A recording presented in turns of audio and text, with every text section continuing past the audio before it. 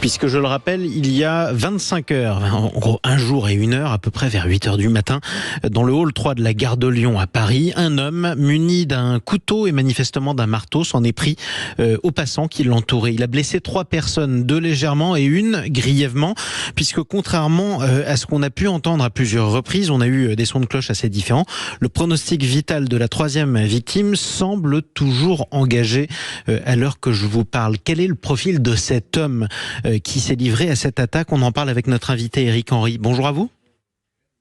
Bonjour. Bienvenue sur Sud Radio. Vous êtes le porte-parole d'Alliance Police Nationale. Un profil assez particulier puisque cet homme était en règle, de nationalité malienne, muni de papiers italiens. Il a été placé par vos collègues en garde à vue hier soir, mais cette garde à vue, elle a été levée manifestement pour des raisons psychiatriques. Pourtant, et avant qu'on décide que son état n'était pas compatible avec une garde à vue, il avait tenu des propos qui semblaient assez cohérents, bien que particulièrement haineux. On les a retrouvés sur son TikTok et j'aimerais vous les faire écouter. Éric Henry, cet homme, a expliqué clairement pourquoi il détestait la France et les Français. C'est les Français qui m'ont privé mon droit de vivre. C'est les Français qui m'ont ôté ma dignité.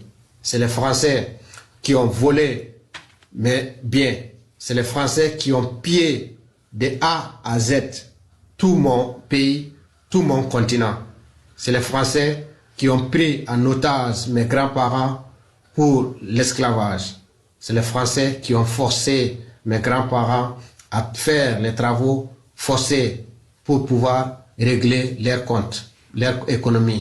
En tout cas, voilà, n'en jetez plus. Beaucoup d'autres déclarations retrouvées sur TikTok. Certains contenus religieux, bien que pour le coup, les enquêteurs à ce stade disent qu'il n'y a pas de lien avec la religion, entre la religion et son acte. On a retrouvé des anxiolytiques, des traitements lourds d'ailleurs, psychiatriques, des antiépileptiques. C'est quoi le profil de cet homme? C'est un malade ou c'est quelqu'un qui concrètement déteste les Français? Alors, si vous permettez au préalable, je voudrais quand même adresser mes remerciements à l'ensemble des intervenants. Donc les passants qui ont commencé à maîtriser cet individu au risque de leur vie, l'agent de sécurité, les agents de la surveillance générale de la SNCF et les policiers.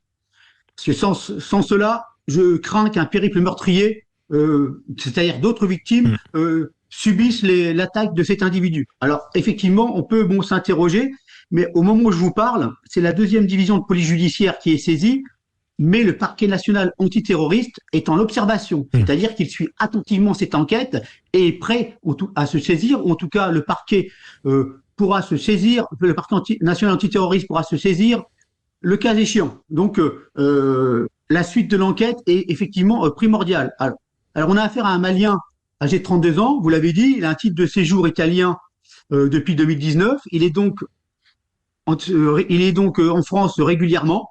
Il aurait déclaré aux enquêteurs immédiatement qu'il voulait tuer des gens.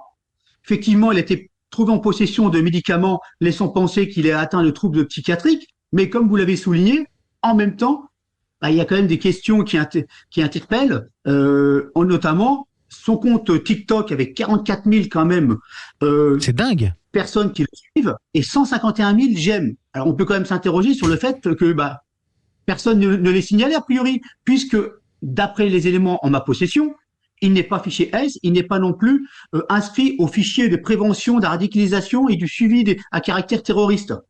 Alors, le médecin a décidé pour l'instant de lever la garde à vue par rapport à son état de santé qui serait incompatible avec celle-ci.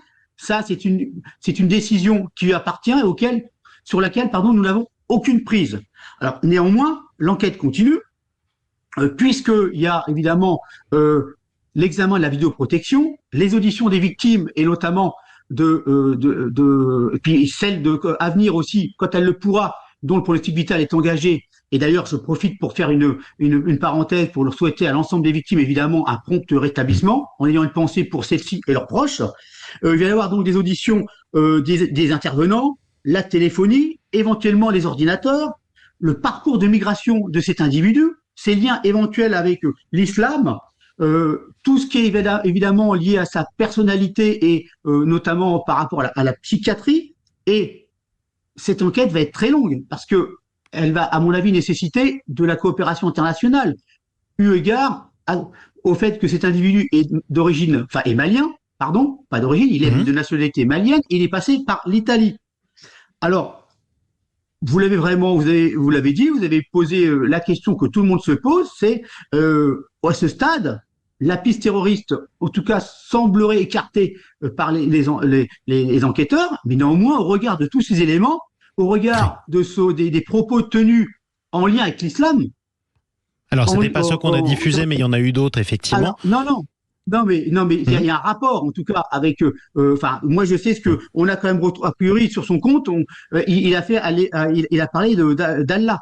Voilà, ça a été aussi indiqué. Alors ce que vous avez diffusé, pardon, ce sont des vidéos anti-France par rapport à la période coloniale, des vidéos de haine envers la France, indiquant que celle-ci, durant la période coloniale notamment, mais pas que, elle aurait pillé l'ensemble des richesses du continent africain. Et c'est de cela, en tout cas, ce serait certaines des raisons qui l'auraient poussé à s'en prendre à des innocents, parce que quoi qu'il en soit, il s'en est pris à des innocents. Et il reste en tout cas que l'enquête sera longue et effectivement on sera amené à en reparler. Juste en un mot, parce que vos collègues n'ont pas chômé hier malheureusement, le même jour, samedi, dans les rues de Lyon, un fiché S, pour le coup, radicalisé, s'est mis à menacer des passants. Il a été interpellé. Il est menacé en pleine rue. Comment les policiers, vos collègues, réagissent et appréhendent ce type de profil qui pourrait croiser d'un instant à l'autre?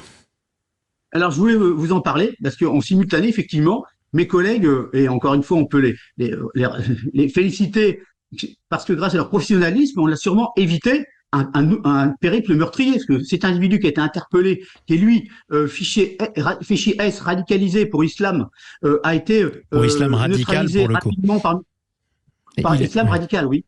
Tout à fait, il a été neutralisé rapidement, disiez-vous.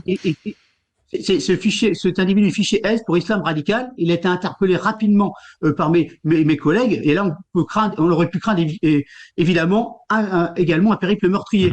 Alors là, les collègues, dès qu'ils ont été requis par des tierces personnes, sont arrivés immédiatement sur les lieux et ont pu l'interpeller pour justement éviter qu'il passe à l'acte. Et heureusement, le pire a pu être évité. En tout cas, à Lyon, on souhaite évidemment un prompt rétablissement aux 3 blessés de l'attaque de Paris, et en particulier à celui qui manifestement a toujours un pronostic vital engagé après sa grave blessure à l'abdomen. Merci beaucoup Éric Henry, porte-parole d'Alliance Police Nationale. Merci à vous de nous suivre toujours sur